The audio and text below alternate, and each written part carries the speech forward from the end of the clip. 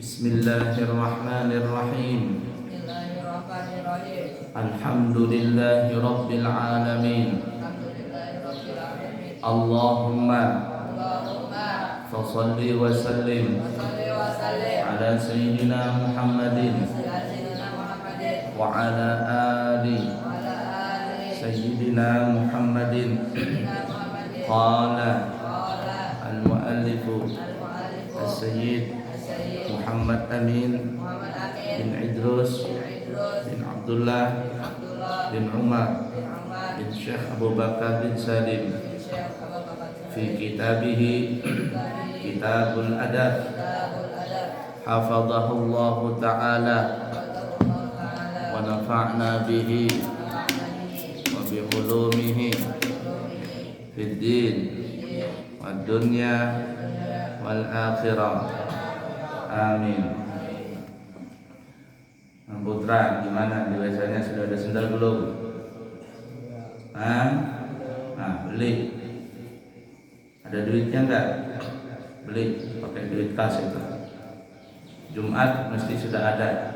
Paham kira-kira? Jumat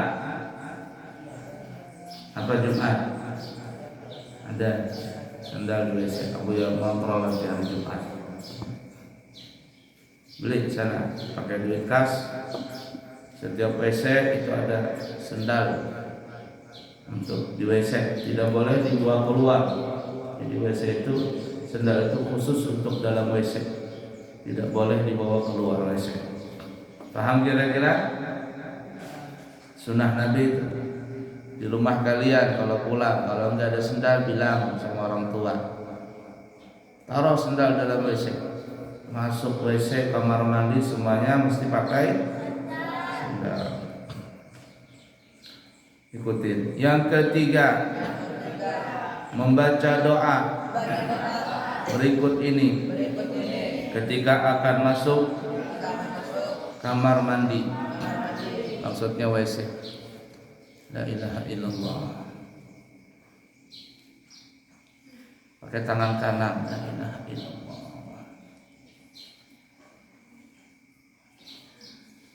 Mesti berdoa masuk WC. Kalau ada orang masuk WC tidak baca doa, hukumnya makruh. Ada abu yang pernah dengar cerita, seseorang itu tidak mau baca doa masuk WC. Jadi ada orang masuk WC nggak baca doa, kakinya sembarangan, pokoknya asal masuk. Semua sunnah Nabi dilanggar. Yang lebih parah, orang ini bukan hanya tidak mengamalkan sunnah Nabi, tetapi juga menghina daripada sunnah Nabi. Dia bilang apa itu, biar gak apa-apa, biar gak baca doa gak apa-apa, orang sunnah aja Pak. Dia hina seperti itu. Tegur temannya di samping, jangan dibiarkan.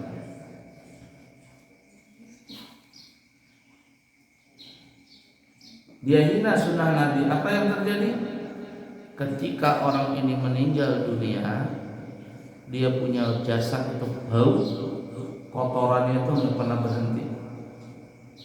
Kotoran yang keluar dari tubuhnya itu nggak pernah berhenti. Kalau tidak mengamalkan sunnah Nabi, itu sudah salah. Lebih salah dan parah lagi kalau seandainya menghina, melecehkan sunnah Nabi, itu lebih parah lagi.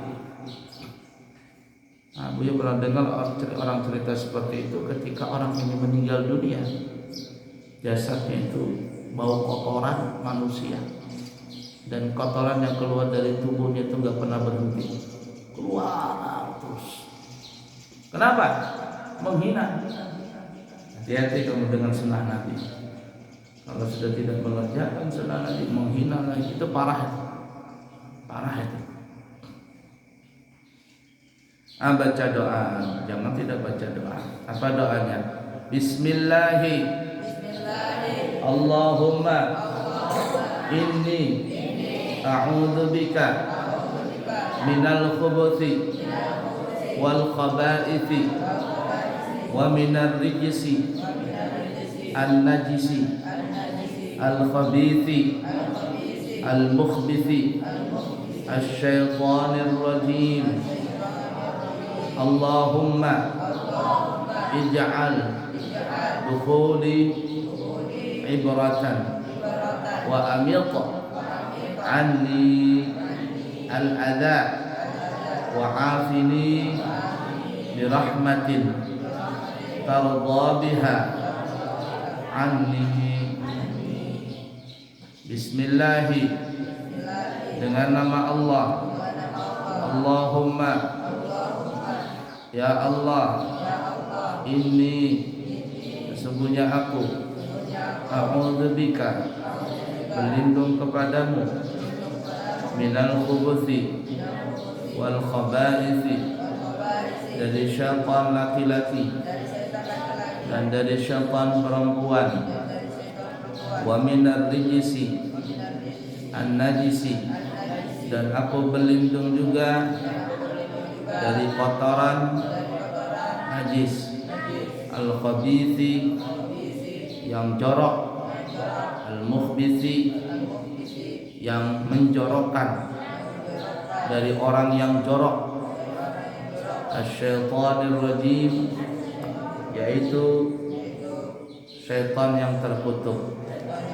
Allahumma, ya Allah, ij'al dukhuli, jadikanlah ketika aku masuk ini ibratan, sebagai renungan, wa amit, dan segerakanlah untuk hilang, anni, dariku, al-adha, semua penyakit, wa afini, dan afiatkanlah aku, birahmatin, dengan rahmat, tarda biha, yang engkau ridha dengannya, anni, daripadaku.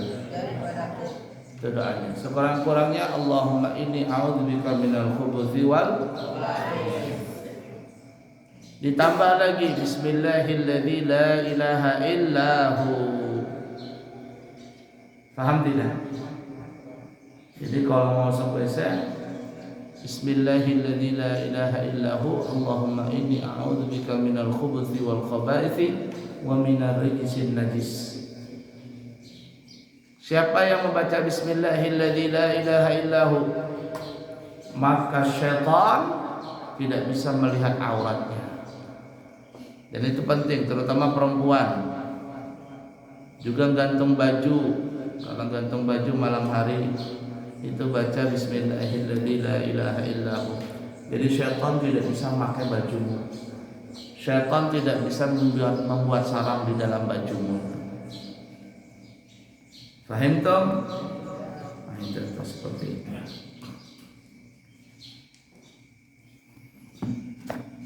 La ilaha illallah. Buka baju, lepas baju, itu jangan lupa bismillahilladzi la ilaha illallah. Termasuk mau masuk WC. Karena siapa yang baca itu, setan akan terhalang pandangannya dari seseorang yang membuka baju tadi. Jadi setan tidak bisa melihat auratnya. Wallahu a'lam bishawab. Bismillahirrahmanirrahim. Qala al-muallifu al-imam Abu Fidah Ismail bin Katsir al-Qurashi ad-Dimashqi fi kitabih Syama'ilur Rasul rahimahullahu ta'ala wa nafa'na bihi wa bi'ulumihi fid din wa dunya wal akhirah. Amin. Al-Imam Ahmad berkata, Waqi' menceritakan kepada kami, Sufyan menceritakan kepada kami dari Iyad bin Laqit As-Sadusi, dari Abu Rimsah At-Taimi, dia berkata, aku keluar bersama ayahku hingga tiba di tempat Rasulullah sallallahu alaihi wasallam. Kata Abu Rimsah At-Tamimi. Kemudian aku melihat di kepala beliau ada bekas warna daun pacar. Jadi dalam rambut beliau ini ada bekas warna pacar. Jadi rambutnya Nabi dikasih hina, dikasih pacar. Di kepalanya Nabi itu ada bekas warna daun pacar. Dan aku melihat di pundak beliau ada sesuatu seperti apel. Ayahku berkata, sesungguhnya aku seorang tabib, bolehkah aku mengobatimu? Lalu Nabi bersabda, tabibnya adalah Tuhan yang menciptakannya. Jadi bapaknya si siapa namanya, Rimsah At-Tamimi, dia bilang, ya Rasul, aku ini seorang dokter, coba Bang aku bisa, aku mau mengobati itu. Kata Nabi, bahasa kita ya, ini bukan penyakit, bukan penyakit yang apa namanya itu stempel Nabi, tapi ini adalah suatu kelebihan dari Allah. Itu tandanya Nabi dari lahir sudah ada. Obatnya adalah tabibnya adalah Allah yang menciptakannya. Enggak ada apa-apa kata Nabi, biasa saja. Abu Rimsah melanjutkan, beliau bertanya kepada ayahku, apakah ini anakmu? Dia menjawab, iya. Beliau bersabda, sesungguhnya dia tidak berbuat kejahatan yang akibatnya engkau tanggung, dan engkau juga tidak berbuat kejahatan yang akibatnya dia tanggung. Artinya karena ini anak sudah besar, si Abu Rimsah ini, wahai bapaknya Rimsah, kalau dia membuat kesalahan, dosanya dia tanggung sendiri.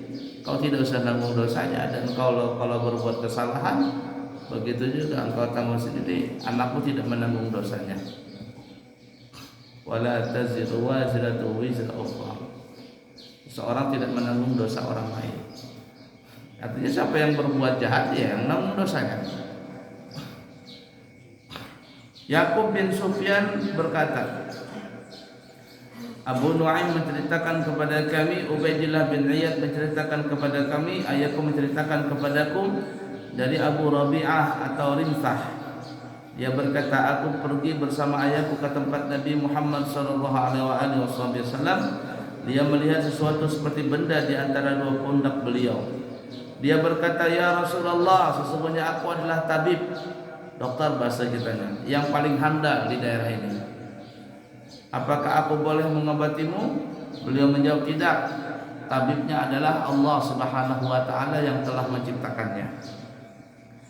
Al-Baihaqi berkata, Ats-Tsauri berkata dari Iyad bin Laqit, dalam hadis ini ternyata di belakang pundak beliau ada sesuatu seperti apel. Asim bin Bahdalah berkata dari Abu Rimsah, ternyata itu cabang pundak beliau ada sesuatu seperti kotoran unta atau telur burung merpati. Artinya kecil saja. Kemudian Al-Baihaqi meriwayatkan dari hadis Simak bin Harab dari Salamah Al-Ijli dari Salmah Al-Farisi, dia berkata, ataitu Rasulullah sallallahu alaihi wasallam fa alqa rida'ahu wa qala ya Salman unzur ila ma umirta bihi, qala faraitul khatimah baina katifaihi mithla baydatil hamamah.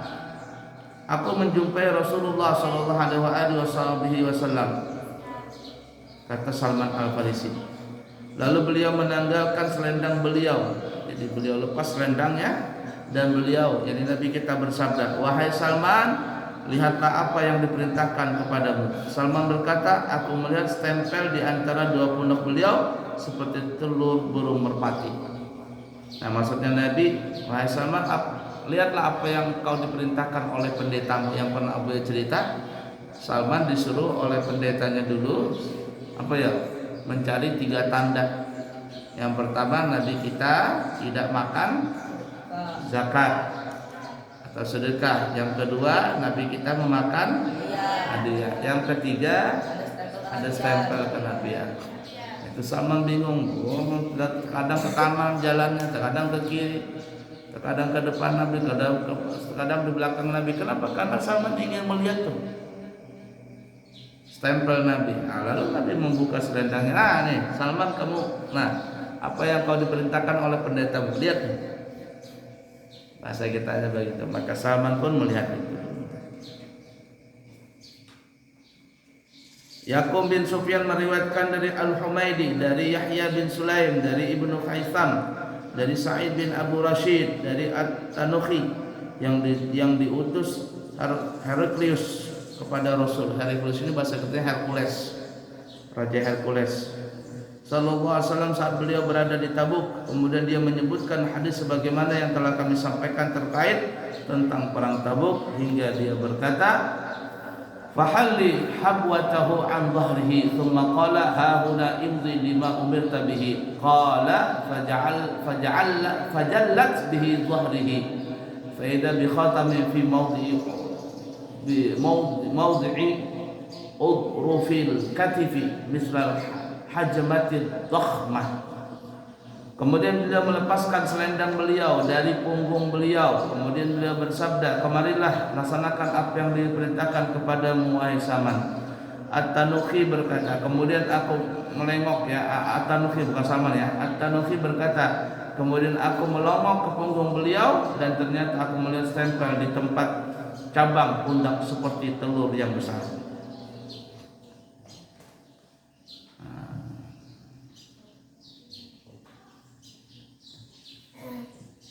Yakub bin Sufyan berkata, Muslim bin Ibrahim menceritakan kepada kami, Abdullah bin Maisarah menceritakan kepada kami, Attab menceritakan kepada kami, aku mendengar Abu Sa'id berkata, stempel yang ada di antara dua pundak Nabi sallallahu alaihi wasallam merupakan daging yang tumbuh. Sallallahu alaihi wasallam. Intinya stempel Nabi itu ada. Dia bukan kompel, bukan juga tumor. Bentuknya indah, bagus. Dan itu adalah salah satu tanda yang pasti dari Nabi kita Muhammad SAW, karena dari kecil sudah ada itu tulis satu, Muhammad Rasul Allah. Muhammad di bawah, Rasul di tengah, Allahnya di atas. Wallahu a'lam bishawab.